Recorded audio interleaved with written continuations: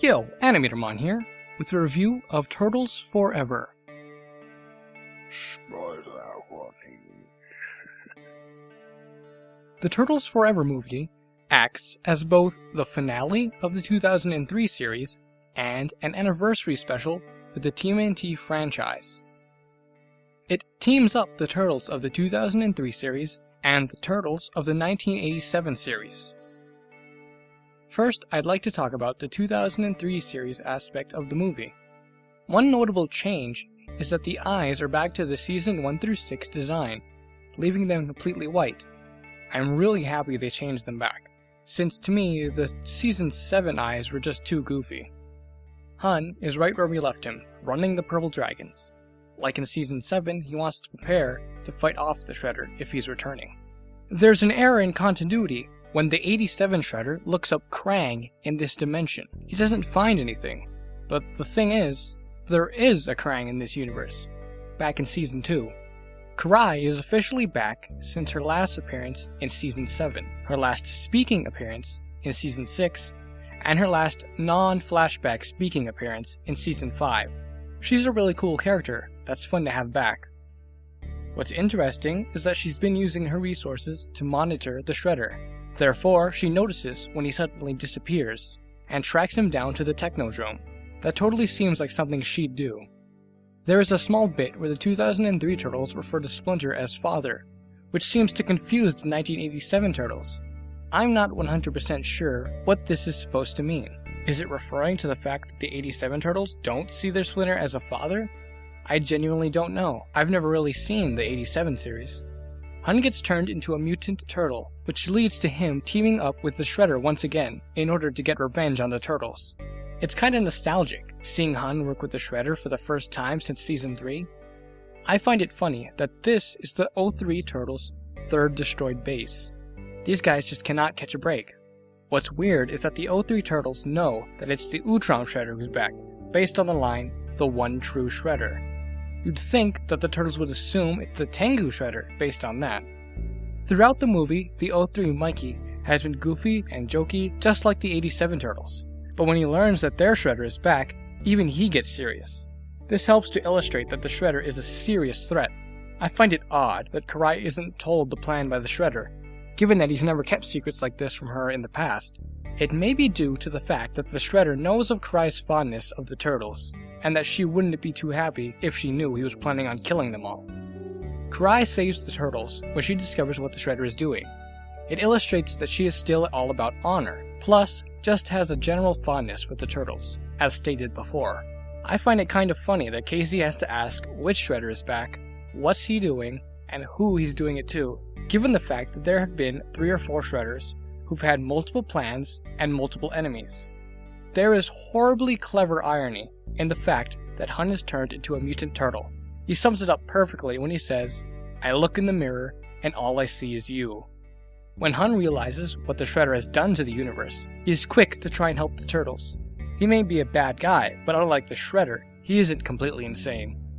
I like that near the end, Splinter says, "The Shredder is seldom gone for long." It gives the feeling that the story isn't over, and it will never be over. One long story of Turtles fighting the Shredder throughout the multiverse. It goes perfectly with the way the Turtle multiverse seems to work. I have quite a bit to say about the Utrom Shredder himself in this movie. I find it strange that when the 87 Shredder looks up Shredder in the 03 dimension, that the Utrom Shredder is the only one to show up as a result. In this world, there are like 3 or 4 Shredders, and he isn't even the original. But I am really glad that they did use the Utrom Shredder, seeing as he is my favorite. Anyway, the Utrom Shredder is officially back. He's actually really menacing outside of his suit, which wasn't as much the case in the series. I love that he doesn't even need his suit to beat up the 87 Shredder and Krang. I also love that the 87 Shredder says he can't work with the 03 Shredder, and that he's insane. It really adds a layer of threat to the Shredder when even other villains think he's insane. What's a nice touch here is that they do a little comedy with the Utrom Shredder. It's mostly just done with his facial expressions, which is great. If you ever were to do comedy with him, that would be the way to do it. It really tells a lot about the Shredder when he refers to himself as the one true Shredder. He knows about the other Shredders in the 03 dimension, but sees himself as the only true Shredder. which is kind of awesome, and I agree. The Shredder gets an awesome new suit. I love the design of it. In the end, the Shredder gets defeated by luck. The Turtles just get lucky. Well, actually, it's more of the Shredder's ego that eventually defeats him. He keeps Bebop and Rocksteady around because he finds them amusing, probably because they're idiots. But it's that very idiocy that defeats him. Now I'd like to talk about the 1987 series aspect of the movie. The original voice actors haven't returned for any of the voices. I'm not sure why. It's really a shame that they didn't. Although, I've never really seen the 87 series, so it doesn't really bother me. What's been pointed out is that they act way goofier than they originally did.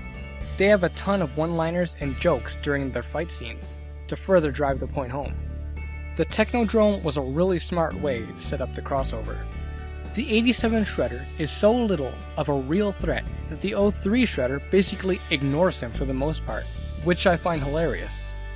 What's surprising is that the 87 Dawn makes this dumb portal stick that you don't expect to work, but it does!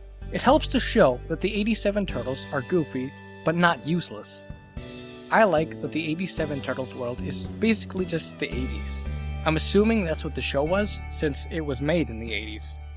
If you notice, the 87 Turtles van's guns don't actually hurt anyone. They basically do nothing. It kind of makes sense, given the 87 Turtles' goofy and laid-back nature. Why would they need weapons to actually hurt anyone? Especially with a villain like the 87 Shredder. Even in this danger, the 87 Turtles are still really goofy. It gets kind of annoying, until right before they enter the Technodrome, when they finally get serious. They know that they could very well die in there, but they'll do the right thing anyway, even to save a different dimension's Splinter. This really helps to cement the fact that they may be different, but they're still the Turtles. Now to talk about the movie as a whole. The movie starts in mystery. We don't know who these other Turtles are at first, so if you manage to go into this blind, you get a nice surprise. There are hints toward future events early in the movie, like when the news reporter mentions unusual seismic activity, hinting at the Technodrome. The animation is really good, a huge step up from the show.